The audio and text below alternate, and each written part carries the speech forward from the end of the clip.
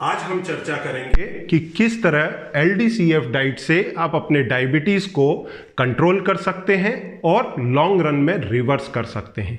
साथ में LDCF diet से आप किस तरह से अपना वजन घटा सकते हैं। देखिए, डाइट का कंसेप्ट डायबिटीज के अंदर कोई नया नहीं है। ये जो डाइट का कंसेप्ट है ये 100-200 साल पुराना कंसेप्ट है, परंतु 100 साल पहले इंसुलिन की खोज के बाद और 60s के अंदर ओरल एंटी डायबिटिक मेडिसिन के आने के बाद में डाइट का कंसेप्ट बैक सीट पर चला गया और मेडिसिन के कंसेप्ट को ज़्यादा से ज़्यादा प्रमोट किया गया। यहाँ पर मरीज भी खुश थे क्योंकि उनको खाने की आज़ादी मिलती थी, वो बात अलग है, कुछ गोलियाँ खानी पड़ती थीं। डॉक्टर खुश थे क्योंकि मरीज लाइफ टाइम पेशेंट्स बने रहते थे और इंडस्ट्री खुश थी क्योंकि उनकी दवाइयाँ बिक रही थीं। तो सब ने इसके भरपूर आनंद लिए। परंतु हाल ही में कई साइंटिस्ट और डॉक्टर्स ने ये सोचा कि डायबिटीज़ का हम सोचते थे कि हमें समाधान मिल गया है, उसी तरह से हम आगे बढ़ रहे थे। पर अगर ये समाधान होता तो डायबिटीज़ के अंदर साइड इफ़ेक्ट्स को नहीं आना चाहिए था। तो जो दवाइयां हैं वो डायबिटीज़ के साइड इफ़ेक्ट्स को रोक नहीं पा रही हैं और ये एक मॉन्स्टर जैसा बनता जा रहा है। धीरे धीरे इतने केसेस बढ़ रहे हैं कि अस्पताल भरे पड़े हैं और लोगों के घर का, गवर्नमेंट का इतना बड़ा बजट इन हॉस्पिटल्स के इंफ्रास्ट्रक्चर पर खर्च हो रहा है इन बीमारियों को डील करने के लिए। ये बीमारियां कौन सी थी? Blood pressure, heart attack, brain stroke, आंखों से कम दिखना, रेटाइनोपैथी जो डायबिटीज़ के सारे साइड इफ़ेक्ट्स हैं, या फिर नेफ्रोपैथी, किडनी खराब हो जाना, डायलिसिस पे पेशेंट को जाना, या फिर घाव का ना भरना, गैंग्रीन हो जाना, पेरिफेरल न्यूरोपैथी, इरेक्टाइल डिसफंक्शन। तो ये सारे साइड इफ़ेक्ट्स देख करके डॉक्टर्स भी ये सोचने पे मजबूर हुए कि कहीं हमने डायबिटीज़ के कंसेप्ट को समझने में गलती तो नहीं कर दी। आखिर देखिए, डायबिटीज़ में होता क्या है, आपकी बॉडी के अंदर कार्बोहाइड्रेट को टॉलरेट करने की क्षमता कम हो जाती है। मैं खास तौर से टाइप 2 डायबिटीज़ की बात कर रहा हूँ। तो जब ये क्षमता कम हो जाती है तो हमें क्या करना चाहिए? हमको कम मात्रा में कार्बोहाइड्रेट लेना चाहिए। पर हम करते क्या हैं? हम पूरी मात्रा में कार्बोहाइड्रेट लेते हैं और उस बढ़ी हुई ब्लड शुगर को दवाइयों से मैनेज करते हैं। अब इस बात को अगर हमको दूसरी तरह से समझना हो एक आसान उदाहरण से, तो एक पानी की टंकी है, हम रोज एक पाइपलाइन लगा करके उसको भरते हैं। अब किसी दिन वो पाइप फट गया तो आधा पानी लीक हो जाएगा, आधी टंकी भरेगी। अब दो रास्ते हो सकते हैं, या तो हम उसी पाइप को रिपेयर किए बगैर उस टंकी को भरते रहें तो हमारा आधा पानी फैलेगा, आधा पानी टंकी में जाएगा, पर टंकी कुछ समय बाद भर जाएगी, हमारा पर्पस सॉल्व हो जाएगा। मतलब ये दवाइयों वाला रास्ता है जिसमें साइड इफेक्ट भी आएंगे, जैसे पानी फैलेगा, कीचड़ होगी, कोई भी फिसलेगा। दूसरा तरीका क्या है कि हम पानी डालना बंद करें, पाइपलाइन को पहले रिपेयर करें, उसके बाद में पानी भरें, जो डाइट वाला रास्ता है, जो थोड़ा मुश्किल है। तो उस सॉल्यूशन को बैक सीट पर डाल दिया गया और सभी लोग को लगा ये दवाइयों का रास्ता ही अल्टीमेट सॉल्यूशन है, जो 2-3 हजार साल से जो बीमारी चल रही है, क्योंकि इसका इतिहास बहुत पुराना है।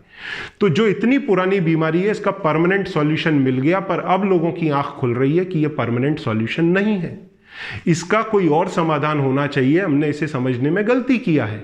अब इसको दूसरे उदाहरण से अगर समझा जाए तो एक पानी की टंकी है, वो पानी की टंकी पूरी फुल हो गई, अब आप उसमें और पानी डाल रहे हैं तो ओवरफ्लो होगा ही होगा, जैसे आपके खून में शक्कर बढ़ जाती है। तो यहां हमें चाहिए कि हम जितना पानी रोज इस्तेमाल कर रहे हैं उतना ही उसको टॉप अप करें, तो ओवरफ्लो होगा ही नहीं। उसी तरह से हम हमारे शरीर में जो 250 से 400 ग्राम कार्बोहाइड्रेट रोज खाते थे, उसको अगर हम 100-125 ग्राम की लिमिट में ले आए, जितना हमारी बॉडी मैनेज कर सकती है, तो ओवरनाइट हमारी प्रॉब्लम सॉल्व हो गई। ना हमारा ब्लड शुगर बढ़ेगा, ना दवाइयों की जरूरत पड़ेगी। तो इस कंसेप्ट को आज हम LDCF डाइट में समझेंगे।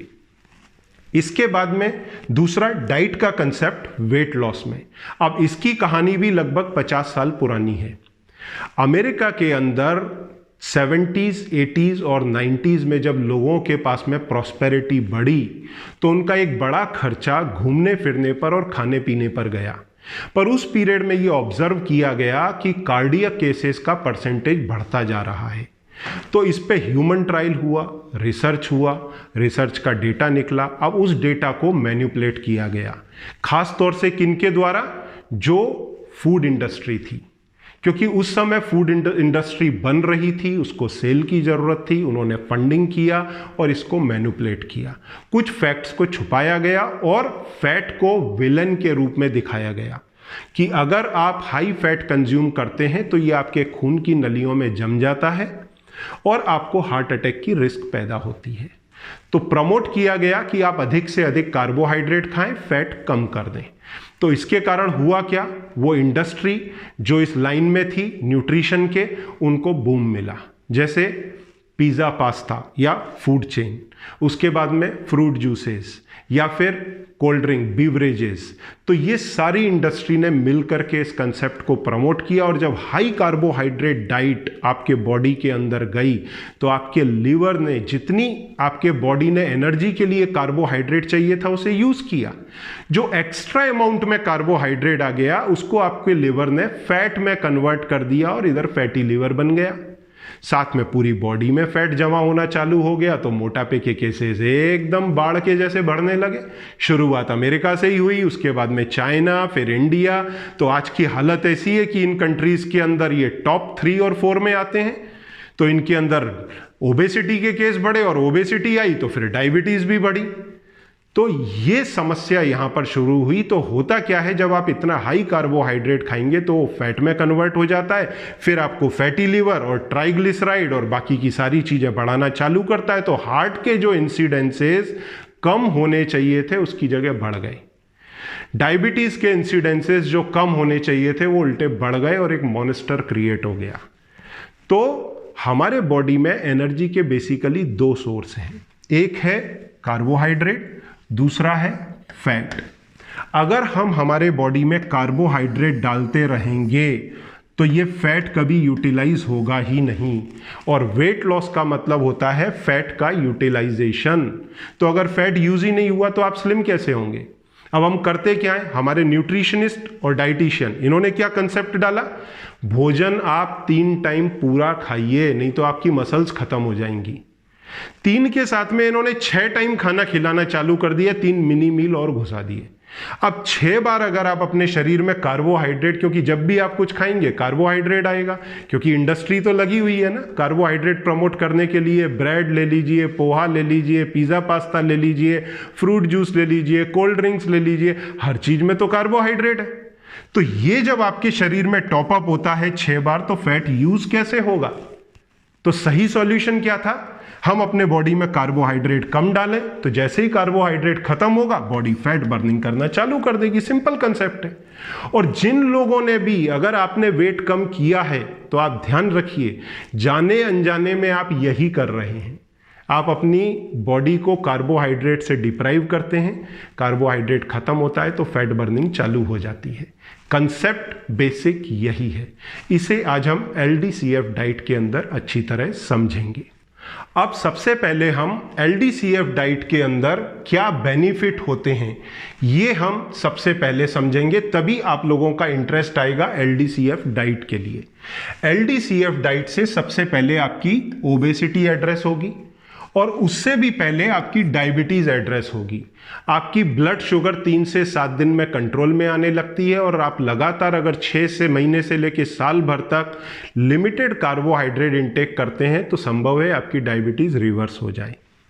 अब शरीर में होता क्या है, सबसे पहले आप सपोज करो स्लिम है यहाँ 20 साल के, अब सबसे पहले आपके बॉडी में ओबेसिटी आती है हाई कार्बोहाइड्रेट डाइट से।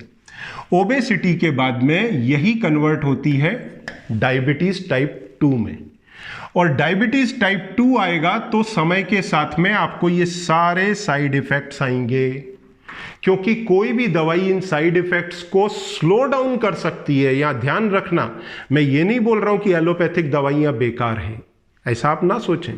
एलोपैथिक दवाइयां लेने से, मेडिसिन लेने से आपके ये सारे साइड इफेक्ट्स रोके नहीं जा सकते, पर ये स्लो हो जाते हैं।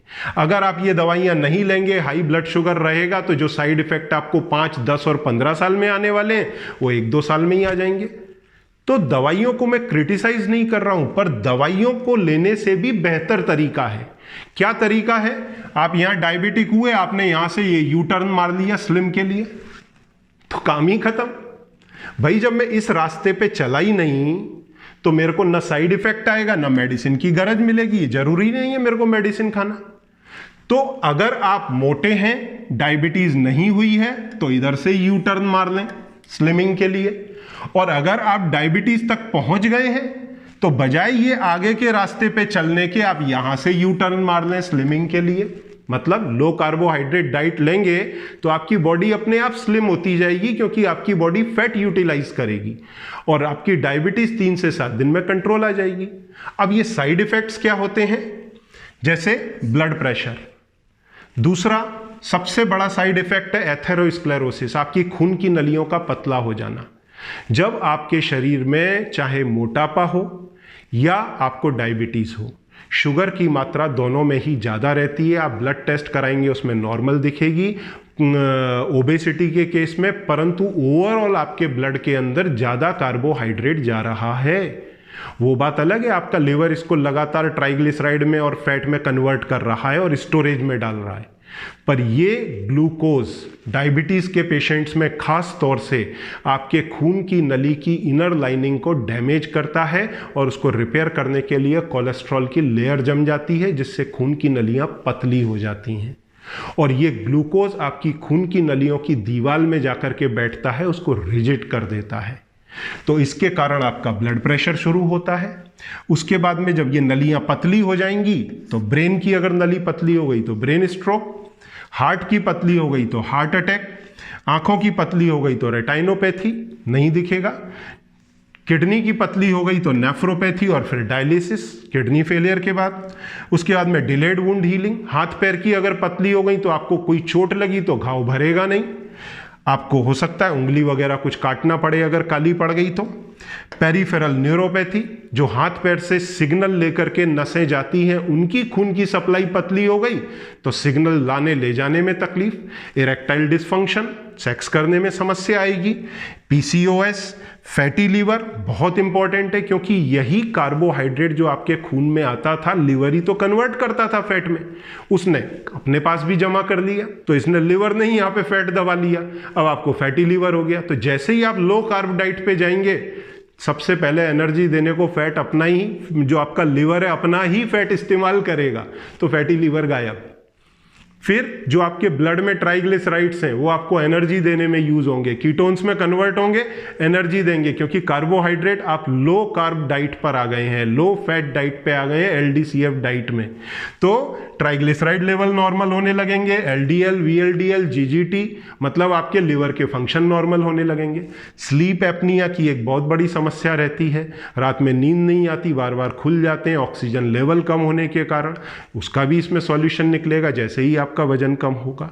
तो एलडीसीएफ डाइट का एग्जैक्टली अब हम ये समझेंगे, ये तो देखिए फायदे समझे, अब इसका मतलब क्या है।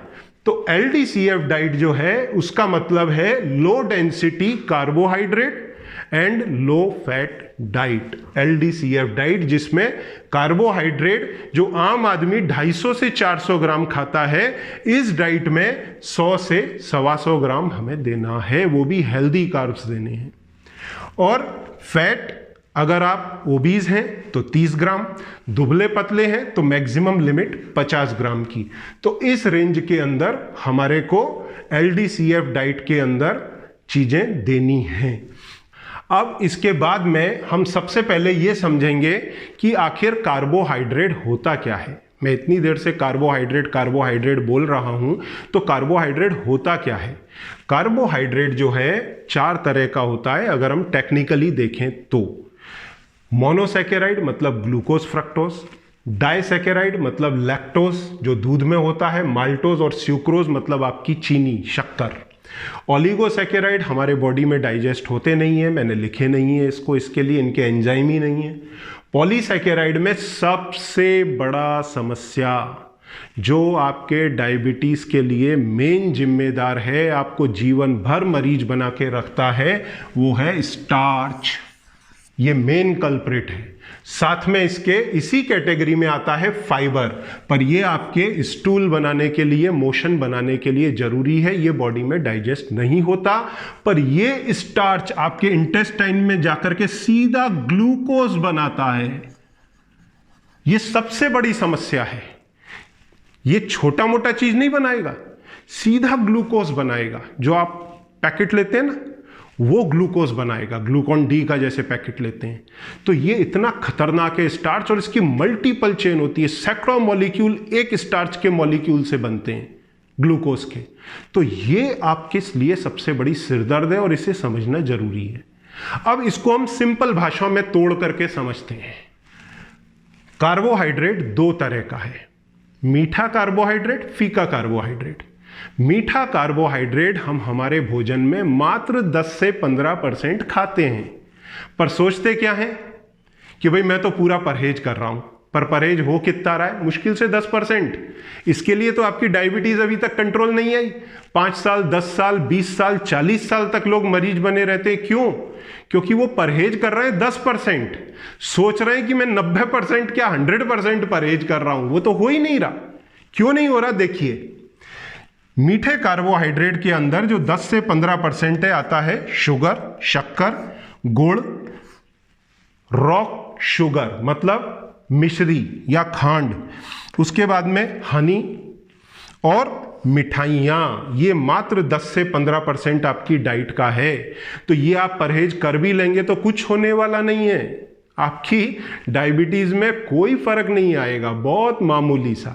पर जो मेन कल्प्रिट है वो है ये स्टार्च। ये है 85 to 90% of your total carbohydrate consumption.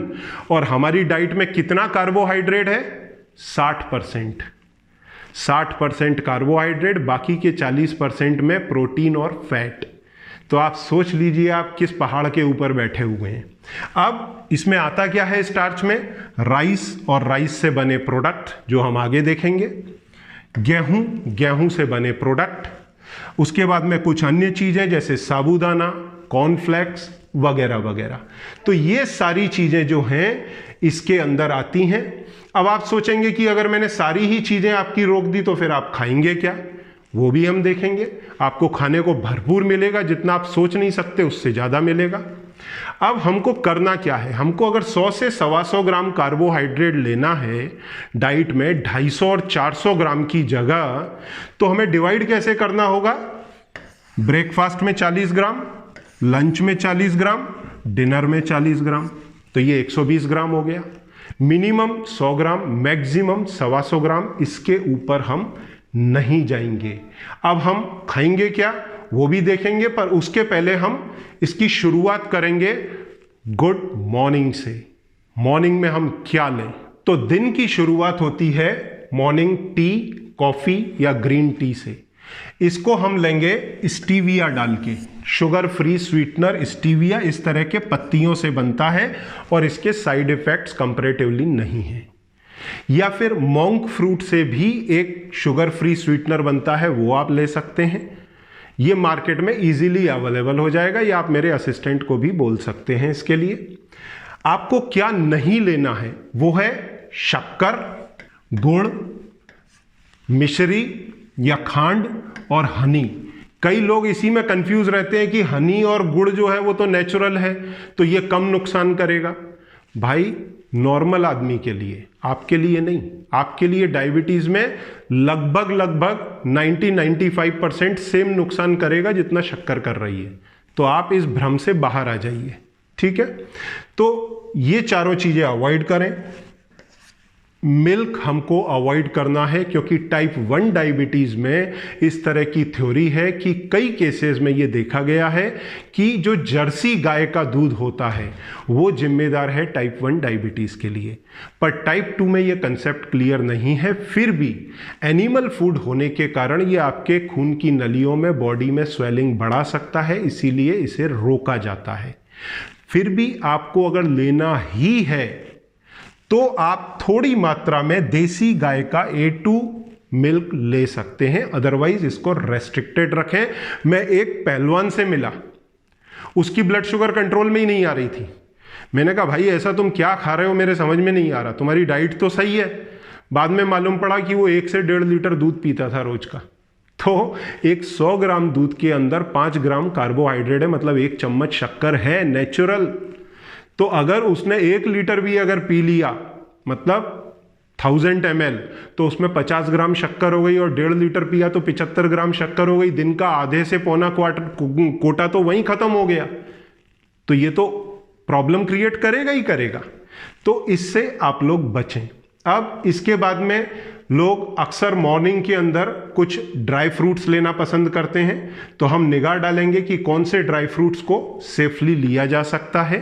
तो ड्राई फ्रूट्स में सबसे पहले हमारी सेफ लिमिट जो है वो है 30 ग्राम की। अगर आप स्लिम ट्रिम हैं तो एट द मोस्ट आप 50 ग्राम ले सकते हैं। अगर आपका वजन नॉर्मल से ज़्यादा है तो 30 ग्राम के ऊपर ना जाएं। इसके बाद में इसको हम 2 पार्ट में डिवाइड करते हैं।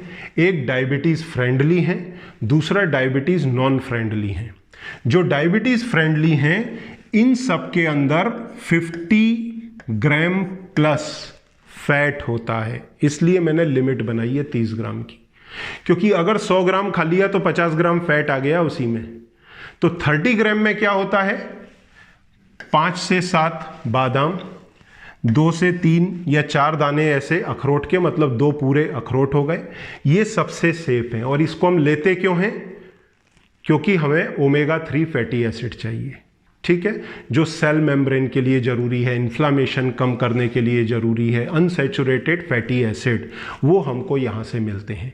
इसके साथ में अगर आप दुबले पतले हैं तो पीनट्स सेफली लिए जा सकते हैं। कैशू और मतलब काजू और पिस्ता भी लिया जा सकता है। इनमें 15 से 25 ग्राम तक कार्बोहाइड्रेट होता है, जबकि इन तीनों के अंदर कार्बोहाइड्रेट विदिन 10 ग्राम होता है पर 100 ग्राम। परंतु फैट सभी के अंदर 50 ग्राम से ऊपर है, इसलिए जो हार्ट के पेशेंट हैं उनको सावधानी से लेने को कहा जाता है, उसमें ये नहीं लें ऐसा बोला जाता है। वहीं पर हार्ट के मरीजों को ये सेगमेंट पूरा दिया जाता है क्योंकि इसके अंदर कार्बोहाइड्रेट है, फैट नहीं है। परंतु डायबिटीज के मरीज के लिए 50 प्लस कार्ब्स हैं इसके अंदर, तो उनके लिए ये डेंजरस है। तो ये अवॉइड करने हैं। क्या क्या, लोटस नट, कई जगह पे लिखा रहता है मखाने खाओ, मखाने में बहुत अधिक फाइबर है, परंतु इसमें 60 ग्राम कार्बोहाइड्रेट भी है। तो ये बहुत हाई मात्रा है। फाइबर भले इसमें 14 ग्राम, 16 ग्राम, 15 ग्राम के आसपास हो सकता है, अलग अलग जगह अलग अलग मेंशनिंग होती है, पर हाई कार्बोहाइड्रेट है। तो एक 8-10 पीस आप ले सकते हो, पर ऐसा नहीं कि कटोरा भर के खाने बैठे। उसके बाद में अंजीर, लोग कई बार फाइबर कंटेंट के कारण अंजीर सुबह में भिगा करके लेते हैं, इसमें भी 50% से ऊपर कार्ब है, तो इसे भी अवॉइड करें। डेट्स मतलब खजूर, किशमिश, एप्रिकॉट जो सूखे आते हैं, उसके बाद में कुछ एक ड्राई फ्रूट जैसे एप्पल, पाइनएप्पल, कीवी, इनमें भी 35 ग्राम से ऊपर कार्बोहाइड्रेट है, तो इन्हें अवॉइड किया जाना चाहिए। तो ये सारा सेगमेंट अवॉइड होगा। सबसे सेफ है बादाम और अखरोट, इनको या तो सुबह ले लें या फिर इवनिंग स्नैक्स में ले सकते हैं। इवनिंग स्नैक्स के हिसाब से ये अच्छी चीज़ है, इसको लिया जा सकता है। पर पर्पस हमारा है omega 3 fatty acid, unsaturated healthy fat के लिए, ये उसका पर्पस है। अब हम आते हैं हमारे मेन ब्रेकफास्ट के ऊपर। तो ब्रेकफास्ट में 3 ऑप्शन सबसे सेफ हैं। पहला ऑप्शन फ्रूट्स। फ्रूट्स क्यों सेफ हैं? बहुत समय, सालों तक तो यही डिलेमा रहा। अक्सर लोग बोल दिया कर देते थे, इवन डॉक्टर्स भी, कि फ्रूट ना खाएं, मीठे होते हैं। जबकि पिछले 70 साल की रिसर्च ये दिखाती है कि फ्रूट्स डायबिटीज में नुकसान नहीं करते। क्यों? क्योंकि इनके अंदर कार्बोहाइड्रेट का कॉन्सेंट्रेशन कम होता है, नंबर 1। नंबर 2, ये हेल्दी कार्ब्स हैं जो इंसुलिन से इजीली मैनेज हो जाते हैं। नंबर 3, फ्रूट्स के अंदर भारी मात्रा के अंदर विटामिन, मिनरल, एंटीऑक्सीडेंट और फाइबर है, तो ये आपको नुकसान नहीं करेंगे। आप फ्रूट्स ले सकते हैं। कितना ले सकते हैं? तो आपका जो आइडियल बॉडी वेट है, आइडियल बॉडी वेट कैसे निकालेंगे? अगर आपकी हाइट 160 सेंटीमीटर है, सेंटीमीटर ध्यान रखना, तो उसमें से 100 कम कर दें तो 60 किलो आ गया आपका आइडियल वेट। उस 60 का 1% मतलब 600 ग्राम तक आपकी सेफ लिमिट है फ्रूट्स की। तो इतना आप कंज्यूम कर सकते हैं। और कौन से फ्रूट कंज्यूम करें? जिनमें कार्बोहाइड्रेट कम है, 15-20 ग्राम की रेंज में है, पर जो 15 ग्राम की रेंज में है, पर जो 20 ग्राम या 15 ग्राम के ऊपर के फ्रूट्स हैं, जैसे केला या फिर सीताफल या सिंघाड़ा, जैक फ्रूट, इनको आप अवॉइड करें। अब कुछ लोग पूछते हैं कि क्या मैं आम खा सकता हूँ? एक आध स्लाइस ले सकते हैं। क्या मैं अंगूर ले सकता हूँ? 2-4 अंगूर भी ले सकते हैं। पाइनएप्पल ले सकता हूँ, एक आध स्लाइस ले सकते हैं। पोमेग्रेनेट ले सकता हूँ, थोड़ा बहुत वो भी दाने लिए जा सकते हैं। पर ऐसा ना करें कि आम लेके आधा किलो बैठ जाएं। आपने करना क्या है, मिक्स फ्रूट लेने हैं। सबसे अच्छे फ्रूट कौन से हैं? संतरा, मौसम्बी, तरबूज। अब तरबूज के अंदर ग्लाइसेमिक इंडेक्स हाई है, पर लोड जो है 4 से 6 ग्राम का है 100 ग्राम में, तो वो भी 100 ग्राम 200 ग्राम तक लिया जा सकता है। फिर मस्क मेलन, खरबूज, उसके बाद में सेव, kiwi, dragon fruit, plum, apricot, जामुन, स्टार फ्रूट, अवोकाडो बहुत अच्छा है, परंतु अपने यहाँ पे ट्रेंड कम है उसको खाने का। उसके बाद में कीवी लें, एप्पल लें, गुआवा लें, उसके बाद में पपाया लें, बहुत हेल्दी है।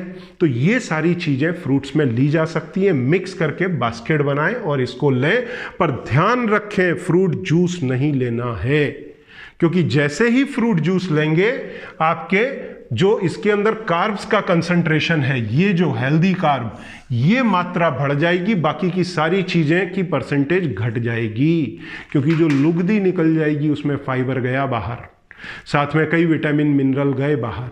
तो आप इसमें स्मूदीज लें।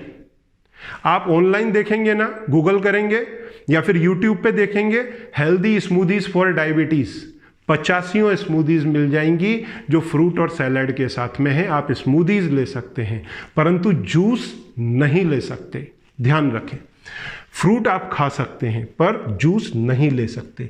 दूसरा ऑप्शन है दाल के बने चीले। रात में दाल को भिगा दें, सुबह में बैटर बनाएं, भाजियां चॉप करके डालें, मिर्च मसाला डालें, चटनी के साथ में खाएं। फर्स्ट क्लास ऑप्शन है नाश्ते के अंदर। दालों में 40 ग्राम कार्बोहाइड्रेट होता है पर 100 ग्राम, पर जब आप इसको सोक करते हैं तो पानी के कारण परसेंटेज घट जाता है, तो आपको काफ़ी कम मात्रा में कार्बोहाइड्रेट मिलेगा, पर प्रोटीन के लिए भी ये बहुत ज़रूरी है। तो दालों के बनाएं या फिर बेसन के बना लें, ठीक है। फिर जो नॉनवेज लेते हैं, अंडा ले सकते हैं, पर अंडे में येलो पोर्शन नहीं लेना है। एग वाइट 3 अंडे 2 अंडे तक आप ले सकते हैं सेफली, पर वाइट पोर्शन, चाहे ऑमलेट बनाएं चाहे आप बॉईल करके लें, आपका चॉइस है। इसके बाद में कुछ और चीज़ें जो हेल्दी हैं डायबिटीज़ के मरीजों के लिए, जैसे खमन, ढोकला, मेदू वड़ा। आप कहीं बाहर बैठे हैं, इडली डोसा सामने आ रहा है नाश्ते के अंदर, तो उसकी जगह आप मेदू वड़ा लें। मेदू वड़ा दाल का बनता है, साथ में सांभर लें, नारियल की चटनी लें, आपको नुकसान नहीं करेगा। सत्तू, भुना हुआ चना, उसके बाद में दाल भजिए भी लिए जा सकते हैं अगर कहीं आप फंस जाएं, हालांकि इसमें ऑयल ज़्यादा होता है तो सोच समझ के लें। उसके बाद में वेजिटेबल जैसे सैलड्स ले सकते हैं ब्रेकफास्ट में, और स्प्राउट ले सकते हैं, उसमें कहीं कोई तकलीफ नहीं है, और स्प्राउट्स की अच्छी सी भेल बना करके लें। तो ये सारी चीज़ें थी जो हम ब्रेकफास्ट के अंदर सेफली ले सकते हैं। अब हम देखेंगे कि हम क्या नहीं ले सकते, और ये जो क्या नहीं ले सकते सेगमेंट के कारण ही आप डायबिटीज़ के मरीज इतने सालों से बने हुए हैं। अगर ये सेगमेंट आपने समझ लिया तो आपने जंग जीत लिया। तो अब हम इस पर चर्चा करेंगे। तो राइस और राइस के बने हुए आइटम जैसे पोहा, ये सारी चीजें जो मैं यहां दिखा रहा हूं ना, ये एक चॉकलेट के जैसी हैं। आप सोचते होंगे इसको बहुत हल्के में लेते होंगे। 70% कार्बोहाइड्रेट, पोहा बनता किससे है? चावल से। 70% कार्बोहाइड्रेट, पोहा खाना चॉकलेट खाना एक सा ही है। मैं आपको एक रियल इंसिडेंट शेयर करता हूं। बॉम्बे के एक नामी हॉस्पिटल में मेरा जाना हुआ। सामने मैंने 3 पेशेंट ऐसे देखे, 2 का बाईपास सर्जरी हो चुका था, एक लेडी थी उनका एंजियोप्लास्टी हुआ था, तीनों डायबिटिक और तीनों इंसुलिन पे। ये इतना बड़ा संयोग मेरे को देखने मिला, और सुबह सुबह जाने को मिला तो उस समय नाश्ता उनका आया। अब देखिए इस सीन का मैं फ़ोटो खींचना चाहता था पर मुझे अच्छा नहीं लगा, वहाँ मैं आईसीयू में किसी का फ़ोटो खींचूँ तो कोई भी ऑब्जेक्शन लेगा। 1 चम्मच से पोहा खा रहे हैं जो 70% कार्ब है, और दूसरी जगह सिस्टर इंजेक्शन लगा रही है इंसुलिन का बाह में। आप सोचिए कितना बड़ा क्राइम हो रहा है। मैंने बाहर निकल करके डाइटिशियन को बात किया, वहाँ मालूम पड़ा हॉस्पिटल में 6 डाइटिशियन हैं। जब उनसे मैंने ये सवाल किया कि सिस्टर ये क्या है, मैडम ये क्या है, तो वो बोली कि सर हम क्या करें, हमारी डॉक्टर सुनते नहीं, उनको लगता है वो बहुत पढ़े लिखे हैं, हमारी बात ही नहीं सुनते। वो बोलते हैं आपको ज़्यादा मालूम है कि हमको ज़्यादा मालूम है, तो फिर हम चुप हो जाते हैं। और जब मैंने उन मरीजों में देखा तो एक पेशेंट का इसके बावजूद भी HbA1c बढ़ा हुआ था, नॉर्मल रेंज के ऊपर 7 साढ़े 7 के आसपास था। तो ये सीरियस इश्यूज हैं। और पोहे के साथ में दूसरी चीज़ें जैसे खिचड़ी में आप दाल जरूर मिलाते हैं, परंतु उसके बाद में भी ये हाई कार्बोहाइड्रेट स्टफ है। कुरमुरा, आज ही सुबह मेरी एक से बात हो रही थी, बोल रहा है साहब कुरमुरा। मैंने कहा हाँ भाई, ये कुरमुरा जिसको आप लाई बोलते हैं, भेल खाते हैं, कुछ भी करते हैं, ये जो आप वजन घटाने के लिए भी यूज करते हैं इसको कि ये तो लाइट वेट है, ये कोई लाइट वेट नहीं है। ये 70% से 75% कार्बोहाइड्रेट है। ये आपके ना वजन को घटने देगा, ना आपकी ब्लड शुगर को नॉर्मल होने देगा।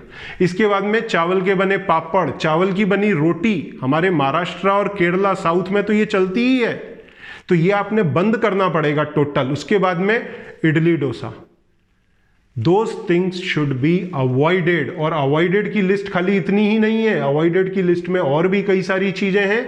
अब हम देखेंगे कि अनाज के अंदर क्या क्या चीजें ऐसी हैं जो हमारे को अवॉइड करना चाहिए। अब देखिए यहां है गेहूं, ग्रेन्स या फिर इसकी बनी हुई चीजें, अनाज की बनी हुई चीजें। इसमें क्या आता है, दलिया। जी हाँ, आप सोचते हैं दलिया हेल्दी है, पर डायबिटीज के मरीज के लिए कुछ हेल्दी नहीं है।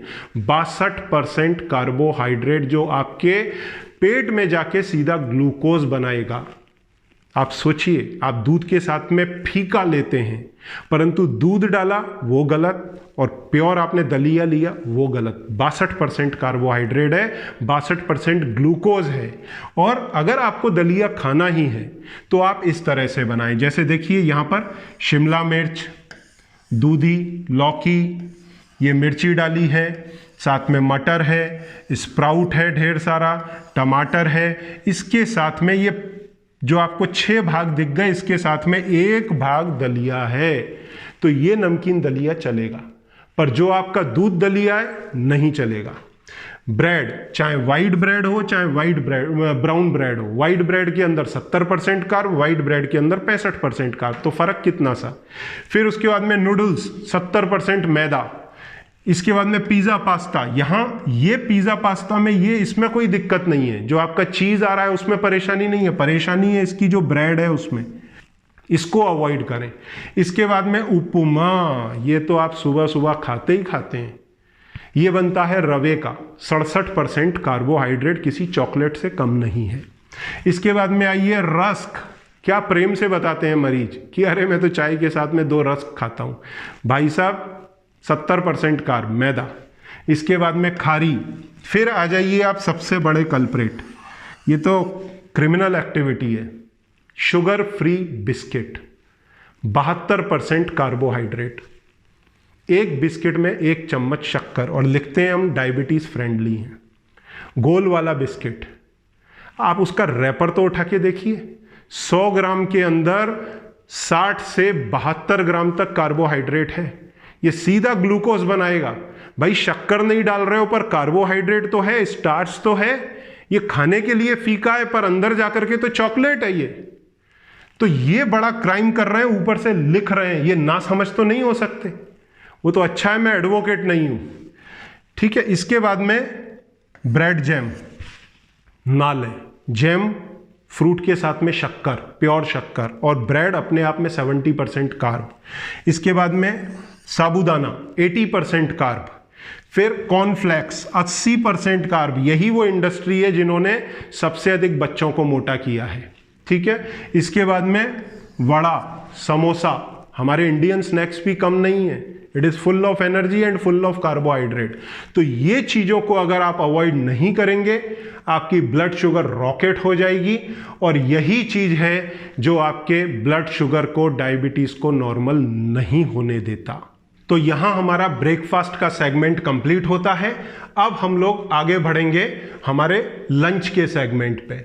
देखिए लंच के अंदर हमें करना क्या है, शुरुआत करनी है, लंच हो या डिनर हो, दोनों के अंदर सेम स्टफ रहेगा दोनों के अंदर। शुरुआत हम करेंगे हमारे सैलेड्स के साथ में।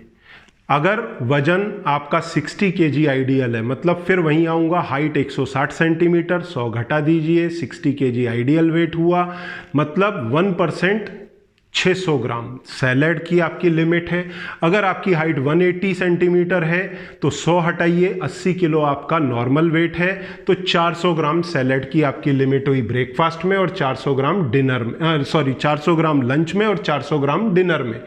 तो ब्रेकफास्ट में, लंच में पहले शुरुआत करें आप सैलेड से, और उसके बाद में स्प्राउट 75 से 100 ग्राम, क्योंकि प्रोटीन भी हमारे को चाहिए। अब इसके बाद में हम आते हैं वेजिटेबल्स पर। करी वाली भाजी, करी वाली भाजी में दो सेगमेंट हैं, वेज और नॉन वेज। वेज के अंदर प्रोटीन स्टफ ही लें, क्योंकि बॉडी को प्रोटीन की ज़रूरत है। कितना? फीमेल्स में लगभग 50 ग्राम, 45 से 50, मेल्स में लगभग 55 से 60 ग्राम। ये वजन के हिसाब से बढ़ भी सकती है, ठीक है। अब दाल प्रोटीन से फुल है, या तो दाल लें या सोया वड़ी लें या फिर पनीर, पर मिल्क प्रोडक्ट होने के कारण हम इसको अवॉइड करते हैं, तो टोफू लें जो सोयाबीन से बनता है। तो ये प्रॉब्लम आपका यहाँ पर प्रोटीन का एक हद तक सॉल्व होता है। हालांकि आटे के अंदर भी प्रोटीन होता है, ध्यान रखिए, आटा बिना प्रोटीन के नहीं होता।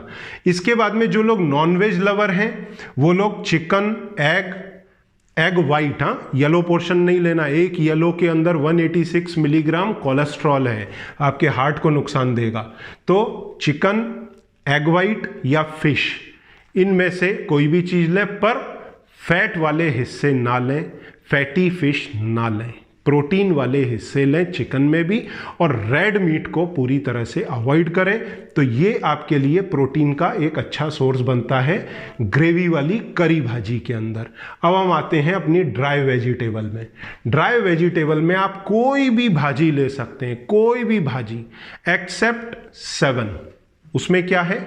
ये 7 भाजियां वो हैं जिसमें 17-18 ग्राम कार्बोहाइड्रेट पर 100 ग्राम से ज़्यादा है।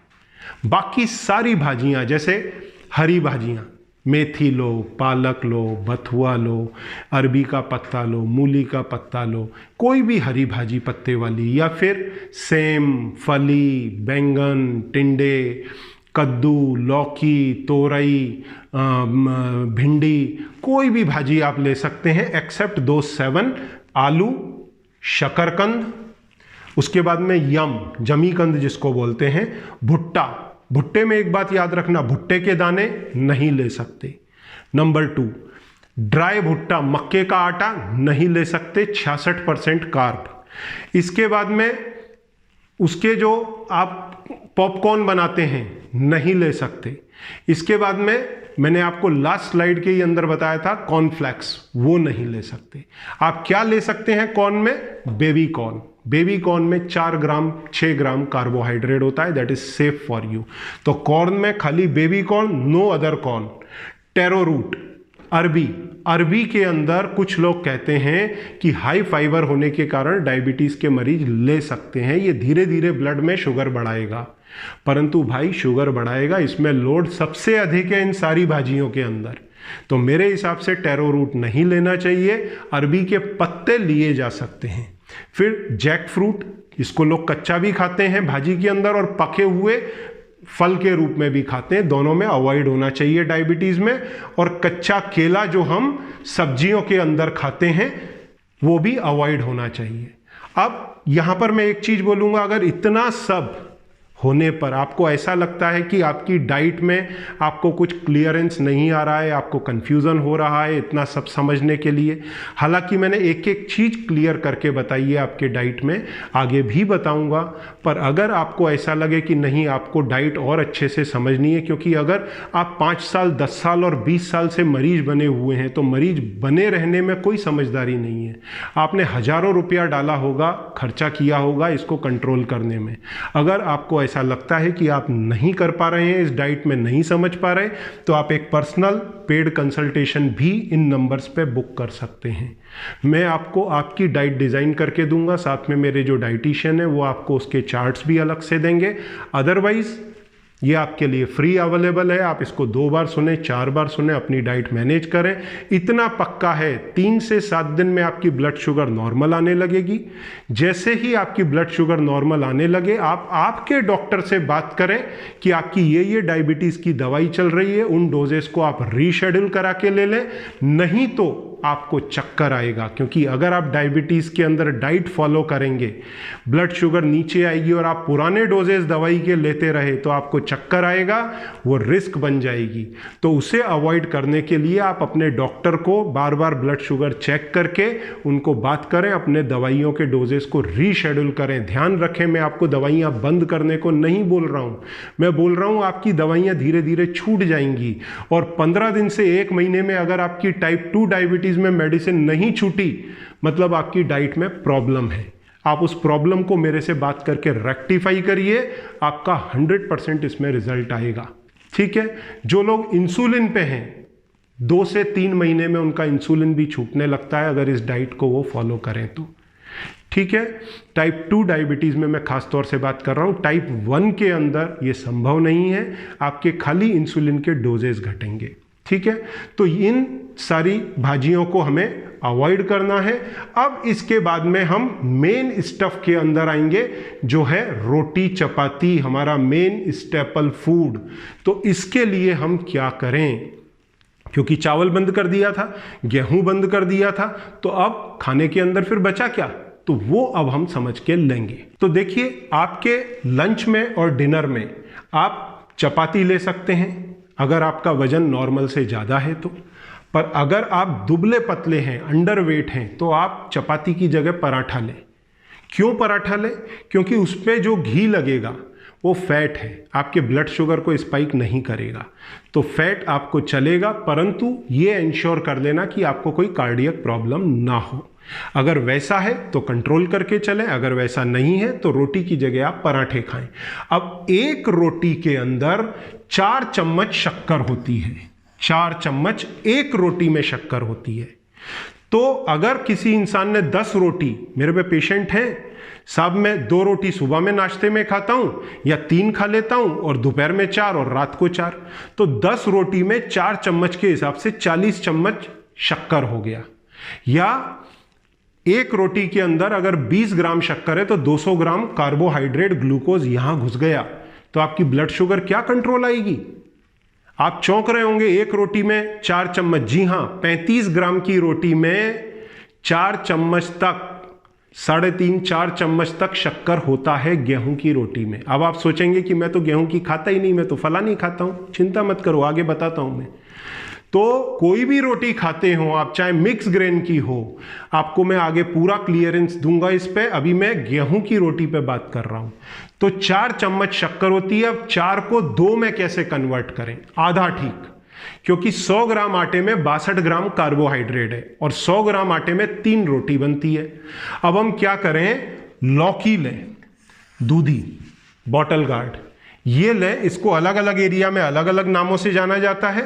इसको छीलें, बीजे निकालें, उबालें, मिक्सर में डालें, इसका चटनी जैसा पेस्ट बना लें।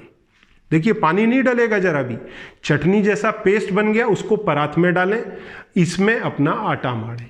तो आधा दूधी, आधा आटा, पानी की एक बूंद नहीं। तो क्या होगा, जो 62 ग्राम कार्बोहाइड्रेट था 100 ग्राम में, वो 100 ग्राम अगर लिया तो 200 ग्राम में वो ठीक आधा हो जाएगा, लगभग 32 ग्राम। क्यों, क्योंकि बॉटल गार्ड में 3 से 4 ग्राम कार्बोहाइड्रेट है, जबकि आटे में कितना है, फ्लावर में कितना है, 62 ग्राम। तो 62 ग्राम प्लस 4 ग्राम मिला तो कितना हो गया, 66, और डिवाइडेड बाय 2 तो 33 ग्राम, ठीक आधा हो गया। 3 रोटी बनी, एक रोटी में 11 ग्राम या 10 ग्राम शक्कर रह गई, मतलब 2 चम्मच। तो हम सीधे 4 से 2 चम्मच पर आ गए। अब 2 से हम आधी चम्मच पर भी आगे जाएंगे। तो ये आधी चम्मच, जिसको ज्यादा सीवियर है डायबिटीज, वो ये आधी चम्मच वाला नुस्खा अपना सकता है। मैं इसको आगे बताऊंगा आपको। तो अब लौकी अगर अवेलेबल नहीं है तो आप पंपकिन ले लें, कद्दू, या फिर कुकुम्बर, बीटरूट, गाजर, या फिर ऐशगार्ड जिसका पेठा बनता है। तो इन आइटम्स के अंदर पानी जरा भी नहीं डलेगा। गाजर में थोड़ा बहुत डल सकता है पर बाकी किसी में भी पानी नहीं डलेगा। पानी किस में डालना पड़ सकता है? अगर आपने मेथी पालक ली तो, पर इन आइटम्स में पानी एक बूंद भी नहीं डलेगा। सीधा आटा माड़ा जाएगा, उबालो, मिक्सर में डाल के चटनी जैसा पेस्ट बनाओ, परात में डालो, उसमें आटा मार दो, जो भी आटा है। अभी हम गेहूं की बात कर रहे हैं, तो 4 से 2 पे आ गए। अब 2 से आधे पे कैसे पहुंचना है हम आगे देखेंगे। तो अब देखिए, जो रेस्ट्रिक्टेड डाइट है इसके साथ में कुछ वो मैं अब आपको बताता हूं कि क्या क्या चीजें रेस्ट्रिक्टेड हैं। रेस्ट्रिक्टेड में सबसे पहले राइस। कौन कौन से राइस जो मार्केट में आते हैं? वाइट राइस, 75% कार्ब, मतलब आप समझ लीजिए कैसा सुपर शुगर है, और high glycemic index, high glycemic load above 70 का। इसके बाद में दूसरे नंबर पे आता है बासमती राइस या डायबिटीज राइस। ये स्पेसिफिक राइस है जो साउथ में मिलता है, 15048। तो इसको बोलते हैं डायबिटीज फ्रेंडली है। क्यों फ्रेंडली है? क्योंकि इसका ग्लाइसेमिक इंडेक्स 50 से 55 के बीच है, तो ये गुड है। क्योंकि यहां जो व्हाइट राइस था ये तो 70 के आसपास है, यहां रह गया मात्र 50 से 55, तो ये आपके ब्लड में धीरे धीरे शक्कर बढ़ाएगा, पर लोड पूरा है वही 70 ग्राम के आसपास। तो मेरे हिसाब से कोई भी राइस परफेक्ट नहीं है, ये सब गिमिक है, मार्केटिंग है, रोकें उसको। अगर आप डायबिटिक हैं, आपको डायबिटीज रिवर्स करनी है, कंट्रोल करनी है, तो आप इसको अवॉइड करें। इसके बाद में नेक्स्ट राइस कौन सा आता है? Brown rice. Brown rice white rice में 3-4% का फर्क है। ब्राउन राइस के अंदर कितना आ जाएगा? ज्यादा से ज्यादा 70 ग्राम, 67 ग्राम कार्बोहाइड्रेट, दैट्स इट। तो ये भी गेहूं से तो वर्स्ट रहा। अब नेक्स्ट है black rice. This is again about 67 to 70। Wild rice सबसे अच्छा माना जाता है, जिसके अंदर है 66-67 ग्राम या 65 ग्राम कार्बोहाइड्रेट। ठीक है, तो ये इसका जो ग्लाइसेमिक इंडेक्स है वो भी कम है, 40 या 40 के आसपास, उससे कम। तो अगर आपको राइस खाना ही है तो 2 चेंजेस करें। वाइल्ड राइस सबसे बेटर, नंबर 1, पर अच्छा नहीं है। नंबर 2, अभी तक आप क्या करते थे? चावल में दाल डालते थे। अब आप क्या करेंगे? दाल में चावल डालेंगे। जैसे ये कटोरी भर के आपने दाल लिया, 2 चम्मच 3 चम्मच उसमें चावल डाल दिया, ये एक बार चलेगा। अदरवाइज कोई भी चावल डायबिटीज के अंदर मेरे हिसाब से हेल्दी नहीं है। ठीक है, हम लोग आगे बढ़ते हैं। अब ये एक सेगमेंट आता है जिसके लिए काफी लोग पूछते हैं। इसमें जूसेस मैंने पहले ही मना कर दिया, कोल्ड ड्रिंक्स पहले ही मना कर दिया, बियर एंड अल्कोहल, क्योंकि अल्कोहल में विस्की, रम या इस तरह के जो हार्ड अल्कोहल हैं उनके अंदर 0 कार्बोहाइड्रेट होता है। पर भाई साहब सुन के खुश मत हो जाइए, ये जो कार्बोहाइड्रेट है इसके अपार्ट इसमें अल्कोहल होता है। जब आप ये पीते हैं तो आपके लिवर में कार्बोहाइड्रेट की प्रोसेसिंग बंद हो जाती है और आपका लिवर मेटाबोलाइज करेगा पहले अल्कोहल को, और ये सबसे बड़ी खतरे की घंटी है। आपने अल्कोहल अगर ज़रूरत से ज़्यादा पी लिया तो आपने अगर साथ में गोली खा ली डायबिटीज़ की तो आपकी ब्लड शुगर ज़रूरत से नीचे चली जाएगी, आपको चक्कर आएगा, गिर जाएंगे आप।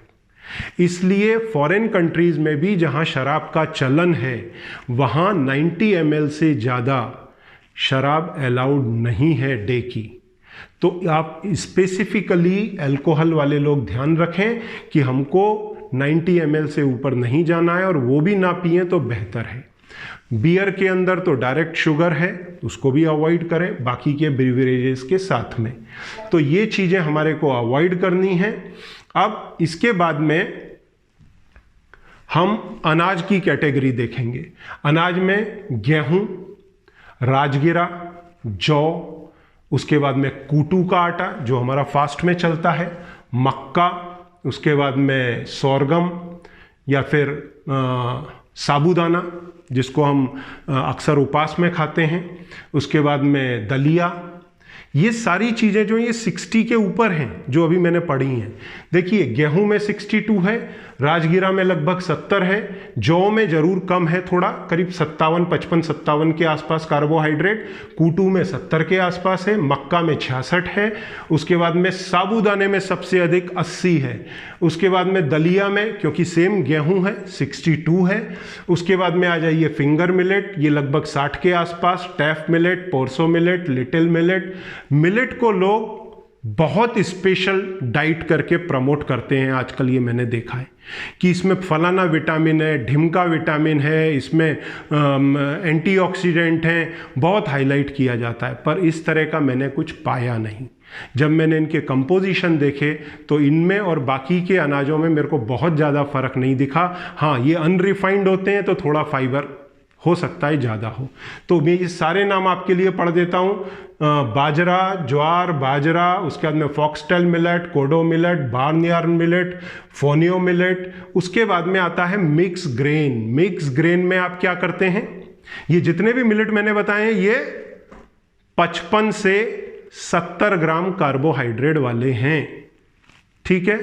काजू कतली के अंदर 60 ग्राम कार्बोहाइड्रेट होता है। जी हाँ, काजू कतली में कभी डब्बा उठा के पढ़िए। अब वो बात अलग है कि उसमें लगभग 30-35 ग्राम शक्कर है, बाकी का काजू का स्टार्च है। परंतु ध्यान रखिए 60 ग्राम भी नहीं होता, 55 to 60 ग्राम कार्ब है काजू कतली में, तो ये सब उसके ऊपर ही है। हाँ, वहाँ नुकसान ये है कि उसमें शुगर है। अगर शुगर फ्री बनाते हैं तो काजू कतली के अंदर काफ़ी ड्रॉप हो जाएगा शक्कर का या स्टार्च का परसेंटेज, क्योंकि काजू में 25 ग्राम कार्बोहाइड्रेट होता है और बादाम बर्फी होगी तो उसमें और भी कम होगा अगर वो शुगर फ्री है तो, ठीक है। अदरवाइज ये सब किस कैटेगरी में आप खुद समझ लीजिए। अब मिक्स ग्रेन जब आप आटा बनाते हैं तो क्या करते हैं, आधा गेहूं, जैसे 1 किलो बनाना है तो आधा किलो गेहूं, 1 भाग ज्वार, 1 भाग बाजरा, 1 भाग मक्का जो 66 ग्राम है, तो मक्का तो अवॉइड ही कर दें। अब उसकी जगह कुछ लोग रागी डालते हैं, तो भाई ठीक है आपने रागी डाला। इसके बाद में जब आप चना और सोयाबीन डालते हैं तो ये आपके कार्ब परसेंटेज को ड्रॉप करता है, क्योंकि चने में 100 ग्राम में 40 ग्राम कार्ब है या 42 ग्राम है और सोयाबीन में 20 ग्राम है, तो ये हो जाता है 50 वाला स्टफ, ठीक है। इसके बाद में ब्राउन टॉप मिलेट। ये ब्राउन टॉप मिलेट इन सारे मिलेट में कंपैरेटिवली बेस्ट पाया मैंने, जिसमें 55 ग्राम के करीब कार्ब है, परंतु इसका ग्लाइसेमिक इंडेक्स काफ़ी लो है और इसमें फाइबर 15-16 ग्राम तक है। तो among all those brown top millet is good. अब इसके अपार्ट कुछ लोग ओट्स खाना पसंद करते हैं, तो ओट्स भी जो है 55 to 65 के रेंज वाली ही चीज है। ओट्स में भी 3 तरह के ओट्स आते हैं। एक आता है क्विक ओट्स जो काफ़ी हाई कार्ब है, तेजी से ब्लड शुगर बढ़ाएगा, दूसरा मेटल कट है और तीसरा रॉ है। तो रॉ बनाने में उतना ही अधिक समय लगता है, तो मैं यूजुअली उसको गेहूं के आसपास ही गिनता हूं। देखिए गेहूं में भी कई वैरायटी हैं। एक आता है खपाली गेहूं, खापली गेहूं। ये खापली गेहूं जो है ना, एक पेशेंट से मेरा इंटरेक्शन हुआ तो उन्होंने इतना ग्रेट करके इसको मेरे सामने प्रोजेक्ट किया, मैं कंफ्यूज हो गया। पर जब स्टडी करने गया तो that is also 57-58% of carb. तो उसमें और इनमें कोई बहुत ज़्यादा फर्क नहीं है। ग्रीन व्हीट भी आता है, पर ये सारी चीज़ें 55 ग्राम कार्बोहाइड्रेट के ऊपर हैं। और जो लोग सोचते हैं कि कई चीज़ों में फाइबर अच्छा है परंतु लोड पूरा है, ग्लाइसेमिक इंडेक्स कम हो सकता है, स्लो ब्लड शुगर बढ़ाएगा हो सकता है, पर लोड पूरा है तो आपकी ब्लड शुगर कम दिखाएगी, पर आप ब्लड शुगर को रिवर्स नहीं कर पाएंगे। डायबिटीज़ को रिवर्स करने के लिए आपको लोड घटाना पड़ेगा, 100 से 125 ग्राम पे आना पड़ेगा। पर ये चीज़ें आप लेंगे तो आपका लोड नहीं घटेगा। या फिर आप इनमें से कोई भी आटा लें और उसके अंदर दूधी मिक्स कर दें, देन इट इज़ फाइन। तो सबसे अच्छा आटा क्या, या तो गेहूं ही यूज कर लो बिना किसी खटराक के, या फिर आप मिक्स ग्रेन ले लें, या फिर आप ब्राउन टॉप मिलेट ले लें, दिस इज ऑल्सो गुड। तो मिलेट अगर लेने का शौक है तो ब्राउन टॉप मिलेट मैंने मेरे एक्सपीरियंस में अच्छा पाया, ठीक है। पर ऐसा नहीं है कि ये बेस्ट है, बेस्ट की चर्चा हम आगे भी करेंगे। बेस्ट मैं बोल रहा हूं आपको डायबिटीज के एंगल से। देखिए जब आपकी ब्लड शुगर नीचे नहीं आ रही, आपकी एक चपाती में 4 चम्मच शक्कर है, दूधी मिलाने के बाद में 2 चम्मच रह गई, अब आप इसको आधी चम्मच तक कैसे लाएं? तो उसका सॉल्यूशन है ये लो कार्ब या कीटो आटा। लॉन्ग लिव में भी मिलता है। इसमें 15 ग्राम कार्बोहाइड्रेट है पर 100 ग्राम। इसको अगर आपने दूधी के 4 ग्राम के साथ मिक्स किया तो ये हो गया 19, मतलब एक चपाती में आ जाएगा 10 ग्राम, सॉरी ये 10 ग्राम आएगा और एक चपाती में आ जाएगा 3 ग्राम। तो यहां आधा चम्मच रह गया, क्योंकि 100 ग्राम आपने आटा लिया, 100 ग्राम आपने लौकी लिया, तो ये टोटल 19 हो गया। इसको आप 20 मान करके चले। अब ये 20 में से आपने 50% कर दिया तो ये 10 आ जाएगा यहाँ पर, क्योंकि 100 और 100 200 ग्राम हो गया। 100 ग्राम करने के लिए कितना हो गया? 50% रह गया 10 ग्राम। 10 ग्राम इसके अंदर 100 ग्राम आटे में 3 चपाती बनी, तो ये 3 चपाती के अंदर कितना आ जाएगा? 10 डिवाइडेड बाय 3, तो ये आ गया 3 से 3.5 ग्राम, ये रह गया आधा चम्मच। इसके अपार्ट आप अमेज़ॉन पर, गूगल पर कहीं भी जाकर के कीटो आटा जो अक्सर बनता है, बादाम, मूंगफली, coconut, pumpkin seed, flax seed, उसके बाद में चिया सीड, फिर सनफ्लावर सीड, सेसमे सीड, सोया फ्लावर, इन सबको मिला के बनता है। और कुछ मात्रा में कई बार उसके अंदर ब्लैक चिकपीज यानी चना, उसके बाद में बेसन या फिर हिमालयन पिंक सॉल्ट भी डाला जाता है। तो अगर आपकी ब्लड शुगर कंट्रोल नहीं आ रही तो आप इस आटे की चपाती खाते हैं तो आधा चम्मच शक्कर एक रोटी के अंदर होगा। तो यहाँ पर हमारी चर्चा पूरी तरह खत्म होती है इस डाइट के बारे में, परंतु कुछ एक चीज़ें और छूट गई हैं, जैसे इवनिंग स्नैक्स में हम क्या लें। अब इवनिंग स्नैक्स में आप टी, कॉफ़ी, ग्रीन टी ले सकते हैं, पर यहाँ फिर ध्यान रखिए स्टीविया या मोंक फ्रूट से बना हुआ आपको शुगर स्वीटनर डालना है, शुगर फ्री स्वीटनर, और इसमें दूध को हमें अवॉइड करना है। अब स्नैक्स के रूप में हम क्या ले सकते हैं? बिस्किट तो भूल के भी ना लें, ध्यान रखें। ड्राई फ्रूट ले सकते हैं, जो हम मॉर्निंग में अवॉइड करें, इवनिंग में ले लें। उसके बाद में फ्रूट ले सकते हैं, अगर एक आध सेव बचा रह गया है वो ले लें, चना ले लें, सत्तू ले लें, ढोकला ले लें, मखाने 10-12 पीस, उससे ज़्यादा नहीं।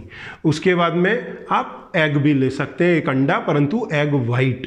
तो ये आपका इवनिंग स्नैक्स का काम हो जाता है।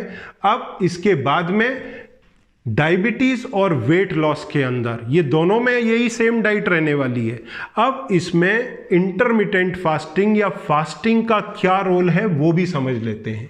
देखिए, फास्टिंग अगर हम करते हैं, अगर सपोज करो आपकी ब्लड शुगर सुबह में आती है 140, तो नाश्ते की क्या गरज है? ब्लड शुगर तो पहले ही ज़्यादा है। आप फास्ट करिए, आप सीधा लंच लीजिए, पहला मील, ठीक है ना। उसी तरह से ओबेसिटी के मरीजों के लिए फास्टिंग सबसे जरूरी है। देखिए क्या होता है, आपने सुना होगा कि अगर वजन कम करना है तो मीठा मत खाओ, पर वो मीठा मत खाओ नहीं है, हकीकत है कार्बोहाइड्रेट मत खाओ, क्योंकि जैसे ही आप कार्बोहाइड्रेट खाओगे आपकी फैट बर्निंग बंद हो जाएगी, कार्बोहाइड्रेट से आपको एनर्जी मिलेगी, तो आपका वेट लॉस नहीं होगा। अब रात में आपने खाना खाया, आपका कार्बोहाइड्रेट सुबह तक खत्म हुआ, फैट बर्निंग का जैसे ही नंबर लगा आपके ब्रेन में घंटी बजेगी, भाई भूख लगी है कुछ खाओ, भले फ्रिज तोड़ के खाओ। अब अगर आपने खा लिया ब्रेकफास्ट तो आपका फास्ट खत्म। अब एनर्जी कार्बोहाइड्रेट से मिलेगी तो फैट बर्न ही नहीं होगा। पर यहां अगर आपने नहीं खाया ब्रेकफास्ट, हालांकि इस ट्रांजिशन में आपने कभी एहसास किया है खाना समय पे ना मिले तो भूख मर जाती है? तो ये होता क्या है, भूख मरने में कार्बोहाइड्रेट से बॉडी फैट से एनर्जी लेने पे शिफ्ट हो जाती है। तो ये इजीली हो, इसके लिए हम हमारे कंपनी में कई बार स्टार वॉक करके प्रोडक्ट है, वो ओबीज लोगों को बोलते हैं लेने के लिए, जिससे उनको क्रेविंग नहीं होगी, उनकी बॉडी इजीली कीटो में जाएगी। और स्टार वॉक दूसरी तरह से भी बेनिफिट करता है, उनके फैट के एब्जॉर्प्शन को घटाता है, कार्बोहाइड्रेट को तेजी से मेटाबोलाइज करता है तो एनर्जी बनी रहती है, फैट को मेटाबोलाइज करता है तो बॉडी इमीडिएटली कीटो में जाती है। तो ये सारे बेनिफिट स्टार वॉक लेने से होते हैं। अगर आपको वेट लॉस करना है तो वो आप ले सकते हैं, सेफ है। अब लोग क्या बोलते हैं, आप 3 टाइम नहीं, आप तो जी 6 टाइम खाओ, थोड़ा थोड़ा खाओ तो आपका वजन घटेगा, नहीं तो मसल्स घट जाएंगी। मसल्स की आप चिंता मत करिए। जब आप रात को सोते हैं तो मॉर्निंग तक आपके ग्रोथ हार्मोन इतने बढ़ जाते हैं, कॉर्टिसोल्स वगैरह के लेवल इस तरह के हो जाते हैं कि आपकी मसल्स जो हैं वो आपके हार्मोन्स टेक केयर कर लेंगे, ग्रोथ हार्मोन खास तौर से। तो आपको उसकी चिंता करने की ज़रूरत नहीं है। आपको चिंता करनी है कार्बोहाइड्रेट की। जैसे ही कार्बोहाइड्रेट ड्रॉप होगा आपके बॉडी में इंसुलिन का लेवल नीचे जाएगा और इंसुलिन की एब्सेंस में फैट बर्निंग चालू होगी, नहीं तो वो चैनल ही ओपन नहीं होगी, लॉक हो जाएगा उधर ही। तो आप ब्रेकफास्ट को अवॉइड कर दें, और उस ब्रेकफास्ट अवॉइड करने के पहले आप ये जो 3 मिनी मील हैं, 12 बजे का, 4 बजे का और ये रात के 11 बजे का, ये तो आप बंद ही कर दें, चाहे आपको डायबिटीज़ हो या आपको ओबेसिटी हो। अब इसके साथ में अगर आपने ब्रेकफास्ट स्किप किया तो मॉर्निंग में आपका फिर फैट बर्निंग चालू होगा, 1-2 बजे तक फैट बर्न होगा 50 से 75 ग्राम। फिर आपने दोपहर का लंच ले लिया, फैट बर्निंग बंद, अब कार्ब पे काम चालू। फिर रात का डिनर लिया, फैट बर्निंग बंद, कार्ब पे काम चालू। तो सुबह होते होते 6 बजे तक आपका कार्ब खत्म, फैट बर्निंग फिर शुरू। तो ये 50-60 ग्राम आपका फैट रोज का बर्न होगा। क्योंकि मेरे कई पेशेंट जिनके जोड़ों का दर्द रहता है, घुटनों का दर्द रहता है, वजन ज़्यादा है, चल फिर नहीं सकते, तो वजन कैसे घटाएंगे? This is only the way for them. क्योंकि ये नहीं करेंगे वजन उनका घटेगा ही नहीं, वो कर करके थक जाते हैं पर वजन नहीं घटता। और कोरोना में तो आजकल एक्टिविटीज बंद हैं तो और वजन नहीं घटता। तो जब तक आप फास्टिंग नहीं करेंगे, देखो एक साधारण उदाहरण लेते हैं, जब अपने देवी माता के व्रत होते हैं, आप ईमानदारी वाला उपवास करते हैं तो आपका वजन घटता है। क्यों घटता है? क्योंकि आपकी बॉडी में सुबह में कार्बोहाइड्रेट खत्म हो गया। आप रात को 1 टाइम खाना खाएंगे, दोपहर में कुछ भी नहीं खाएंगे तो आपका फैट बर्निंग होगा। 9 दिन में आपका 3-4 किलो वजन घट जाता है। वैसे ही हमारे मुस्लिम भाई रोज़े करते हैं तो रोज़े में जो लोग रोज़े रखते हैं उनका 5-7 किलो तक घट जाता है। कुछ लोगों का नहीं घटता, जो एकदम दबा के खाते हैं उनका नहीं घटेगा, पर जो लोग नॉमिनल खाते हैं, खाने को खाने के हिसाब से, उनका 5 किलो, 7 किलो, 3 किलो ऐसा वजन घट जाता है। क्यों घटता है? Because of this concept, fasting concept. आपका फैट बर्न होगा। तो ये रोल है इंटरमिटेंट फास्टिंग का, और ये फास्टिंग आपको डायबिटीज में भी मदद करेगा और आपको वेट लॉस में तो करेगा ही। This is only the way out. तो लो कार्बोहाइड्रेट डाइट लें लंच में और डिनर में, ब्रेकफास्ट स्किप कर दें। अब अगर आप सोच रहे हो कि नहीं जी मैं तो ब्रेकफास्ट लूंगा, डिनर स्किप करूंगा, तो ध्यान रखिए दोपहर के 2 बजे से आपको पूरी रात और अगले दिन के 8 बजे तक भूखा रहना है। 16 से 18 घंटे की फास्टिंग डेली की चाहिए या इंटरमिटेंट चाहिए। तो यहां मैं 12 बजे भी नहीं, मैं बोलता हूं 1 या 2 बजे से आप शुरू करें अपना जो भी मील लेना है, और यहां 8 बजे तक खत्म कर लें। आप 6 घंटे के साइकिल या 7 घंटे के अंदर कर लें तो 16 से 18 घंटे की आपकी फास्टिंग हो जाएगी और इसमें आपको एक्सेलेंट रिजल्ट आएंगे। कुछ लोग बोलते हैं मेरे एसिड बहुत बनता है जब मैं इस तरह का फास्टिंग करता हूं।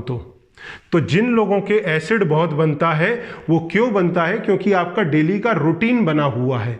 अब जब रूटीन आपका डिस्टर्ब होगा तो डेफिनेटली आपको एसिड निकलेगा। ऐसी स्थिति में आपने क्या करना है, एक आध गोली ले लेनी है या एंटासिड ले लेना है, या फिर प्रोटोन पंप इनहिबिटर जिसको हम बोलते हैं, एसिडिटी रोकने की गोली कई बार लोग लेते हैं, वो ली जा सकती है। 2-4 दिन लेंगे वो नॉर्मल हो जाएगा। अब इस डाइट में अगर आप जाते हैं तो प्रिलिमिनरी क्राइटेरिया क्या है? आपको आपकी ब्लड शुगर दिन में 2 से 3 बार चेक करना मैंडेटरी है। नहीं तो क्या होगा, आपने फास्टिंग किया, ब्लड शुगर नीचे आ गया, ऊपर से गोली खा ली आपने, और ब्लड शुगर आपका 100 से 70, 60, 40, 50, 40, 30 और आपको चक्कर आ गए, आप गिर गए। फिर आप ब्लेम करोगे कि आपकी डाइट से हो गया। तो वो हमें नहीं करना है। दिन में 2 से 3 बार ब्लड शुगर चेक करना है, वो हिसाब से हमको दवाई लेनी है, अपने डॉक्टर से डोजेज रीशेड्यूल करने हैं। तो अगर आपकी तैयारी है इस डाइट को फॉलो करने की, डायबिटीज कंट्रोल और रिवर्स करने की डाइट से, तो ब्लड शुगर का या तो ये ग्लूकोमीटर मेरे असिस्टेंट से भी मंगा सकते हैं या आप ओपन मार्केट से खरीद सकते हैं। और अगर आप बहुत कीन हैं, सिंसियर हैं, तो आपको एक बहुत बढ़िया सॉल्यूशन देता हूं। यह है CGM, CGM, continuous glucose monitoring system, ये इस तरह का होता है। देखिए ये एक सेंसर है, देखिए ये सेंसर है, ये आपके यहाँ लग जाएगा शोल्डर पे, और ये इसका रीडर है। रीडर का एक बटन खाली ये प्रेस करना होता है, ये चालू हो जाता है। इसको जैसे ही इसके पास में लाएंगे इमीडिएट रीडिंग आ जाएगी। तो आप दिन में 5 बार लो, 10 बार लो, 20 बार लो। आज की जो इसकी कॉस्ट थी लगभग 10,000 के आसपास थी। जिस कंपनी का आता है उसकी अगर डिटेल चाहिए तो आप मेरे असिस्टेंट से ले लें। हालांकि हम इसका मार्केटिंग नहीं करते, सेल नहीं करते, आपको मार्केट से ही लेना पड़ेगा। पर इससे क्या होगा, आपको मालूम पड़ेगा आज सुबह मेरा ब्लड शुगर कितना है, मेरे को क्या खाना चाहिए। मैंने 3 अंडे खाए तो कितना ब्लड शुगर बढ़ा, मैंने 4 फल खाए तो कितना बढ़ा, केला खाया तो कितना बढ़ा, रोटी खाई तो कितना बढ़ा, सादा आटे की रोटी से ब्लड शुगर कितनी बढ़ी, दूधी मिक्स करके कितनी बढ़ी, और जो कीटो आटा था या जो लॉन्ग लिव आटा था उससे कितनी बढ़ी। तो ये आपको इवैल्यूएशन होता है, और ये सेंसर मात्र 14 दिन काम करता है, जो लगभग आज की तारीख में 5,000 का है। तो 14 दिन में आप डाइट में एकदम परफेक्ट हो जाते हैं कि आपकी डायबिटीज जो 5, 10 और 20 साल की है वो 14 दिन में फुल्ली कंट्रोल, और आपको आपकी डाइट के बारे में पूरा समझ आ जाता है।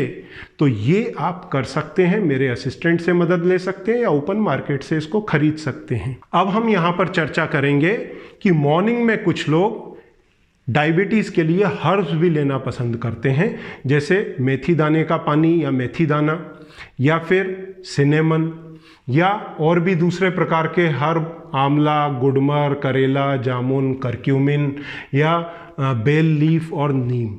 परंतु इनका रोज रोज काढ़ा बना करके पी पाना कई बार पॉसिबल नहीं होता, इनको प्रोसेस करना। तो इन प्रोडक्ट्स को हमने एक्सट्रैक्ट फॉर्म के अंदर कन्वर्ट करके हमारे इस प्रोडक्ट के अंदर ग्लूको फ्री में डाला है। ये ग्लूको फ्री आपको लेना चाहिए। पहले डाइट फॉलो करें, आपकी जो एलोपैथिक मेडिसिन चल रही है उनके डोजेज रीशेड्यूल करें पैरेलल, साथ में ग्लूको फ्री एक दिन में 3 टाइम लेना शुरू करें, तो आपकी ब्लड शुगर को रेगुलेट करने में मदद मिलेगी। यहाँ ध्यान रखें, मैं आपकी एलोपैथिक दवाई एकदम से बंद करने को नहीं बोल रहा हूँ। जैसे जैसे ब्लड शुगर कंट्रोल आए उसके डोजेस घटाते चले जाएं। साथ में ग्लूको फ्री चालू कर सकते हैं। इसकी ज़रूरत आपको 3 महीने से लेकर के 1 साल तक पड़ सकती है, अगर आपको ब्लड शुगर को अच्छे से रेगुलेट करना है। आपके जो टाइप 2 डायबिटीज़ का मेन कारण है, इंसुलिन के लिए जो सेंसिटिविटी चली जाती है, सेल में रेजिस्टेंस आ जाता है, उसको ओवरकम करने में हेल्प करेगी, इंसुलिन के बेटर फॉर्मेशन में हेल्प करेगी। साथ में डायबिटीज़ के अंदर न्यूरोपैथी काफ़ी आम बात है। पेरिफेरल न्यूरोपैथी, जिसमें हाथ पैरों में कांटे चुभना, पैरों में जलन होना, या फिर इम्बैलेंस बॉडी का हो जाना, या पेट की कुछ समस्याएं, बॉडी के अपर पोर्शन के अंदर पसीना आना, हाइपोटेंशन, डाइजेशन प्रॉपर नहीं होना, इरेक्टाइल डिसफंक्शन, ये सारे साइन सिम्टम हैं डायबिटिक न्यूरोपैथी के। तो ऐसे केसेस में नर्वोकूल को आप शुरू करें। रिजल्ट्स आने में थोड़ा समय लगेगा, 3 महीना, 6 महीना, कभी कभी साल भर भी। इसको आप कंटिन्यू करें तो आपकी न्यूरोपैथी में कमी आएगी। पर ये करने के पहले आपको सबसे पहले ब्लड शुगर को नेचुरली मैनेज करना चाहिए। देखिए, आपके बाथरूम में नल खराब है, अब प्लम्बर आया तो वो सबसे पहले क्या बोलेगा, भाई साहब ऊपर टंकी से नल बंद करो, पानी का फ्लो बंद होगा तो मैं रिपेयर करूंगा। पानी के फ्लो में तो आपका नल रिपेयर नहीं होगा। तो एक तरफ आपको डायबिटीज़ बनी हुई है, बढ़ी हुई है, दूसरी तरफ आप नर्वोकूल ले रहे हैं, तो आपको डिजायर्ड रिजल्ट मिलेंगे ही नहीं। तो आप डाइट फॉलो करें, आपके मेडिसिन के डोजेज रीशेड्यूल करें, ग्लूको फ्री लें, न्यूरोपैथी है तो नर्वोकूल लें, you will get good results. फिर भी अगर आपको इस डाइट के अंदर कुछ चीज़ समझ में नहीं आई है, आप एक पेड कंसल्टेशन कर सकते हैं। मैंने आपको पहले नंबर दिए हैं, उसमें मेरे असिस्टेंट आपकी डेफिनेटली मदद करेंगे। Thank you very much.